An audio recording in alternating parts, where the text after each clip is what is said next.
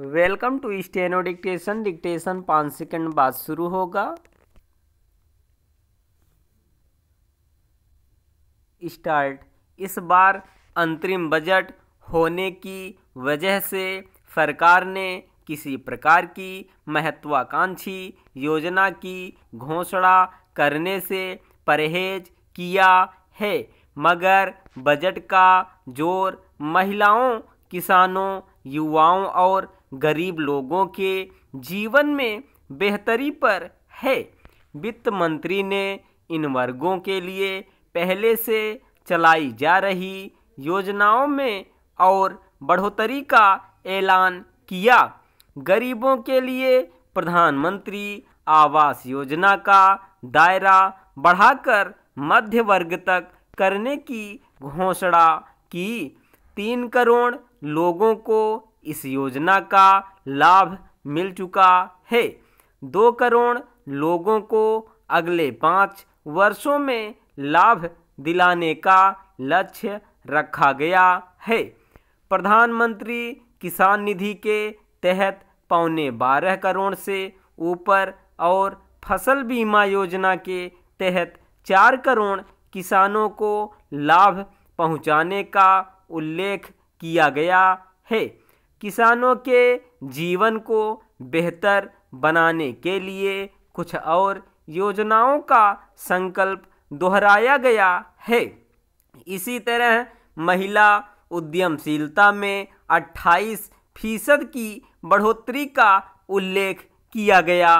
25 करोड़ लोगों को बहुआयामी गरीबी से बाहर निकालने को भी रेखांकित किया गया है।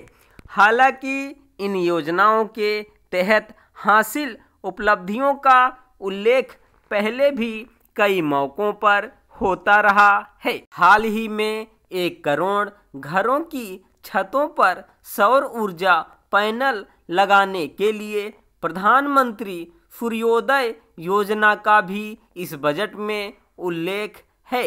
इससे इन परिवारों को हर महीने करीब 300 यूनिट मुफ्त बिजली मिलने का दावा किया गया है।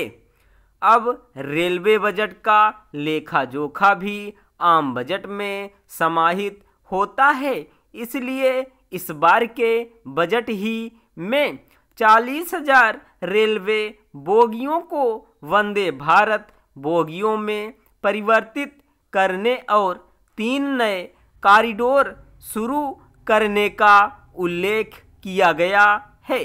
हालांकि पिछले कुछ वर्षों में जिस तरह रेल दुर्घटनाएं बढ़ी हैं और उसे लेकर रेल सुरक्षा की ज़रूरतें रेखांकित की जाती रही हैं, उसमें इस दिशा में कुछ योजनाओं की घोषणा अपेक्षित थी, पर इसे लेकर कोई ठोस वादा नहीं किया गया है। हवाई सेवाओं में बेहतरी लाने पर भी जोर दिया गया है। लोग कम समय में और सुरक्षित सफ़र करना चाहते हैं। ऐसी सुविधा उपलब्ध कराना हर सरकार का दायित्व भी है, मगर निम्न और मध्यम आय वर्ग के लोगों के लिए रेल का सफ़र महंगा होता जा रहा है। गाड़ियों के समय पर न पहुंच पाने से असुविधाएं बढ़ रही हैं। इन पहलुओं पर भी ध्यान देने की अपेक्षा की जाती है। हालांकि अंतरिम बजट में अगले वित्त वर्ष के लिए लक्ष्य तय करने और नई योजनाओं की घोषणा की गुंजाइश नहीं रहती, फिर भी चुनावी वर्ष होने की वजह से सरकारें इसमें लोक लुभावन योजनाओं और उनमें अपनी उपलब्धियों के उल्लेख का लोभ संवरण नहीं कर पाती। इस बजट पर भी चुनाव की छाया साफ दिखती है। यूं हर बजट में नौकरी पेशा लोगों को उम्मीद होती है कि उन्हें करों में कुछ राहत मिलेगी, मगर इस बजट में उसे लेकर कोई घोषणा नहीं की गई है। पुरानी दरों को यथावत रखा गया है। उत्पाद या सीमा शुल्क पर कुछ नहीं कहा गया, इसलिए आम उपयोग की वस्तुओं की कीमतों में ना तो कमी होगी ना इजाफा होगा।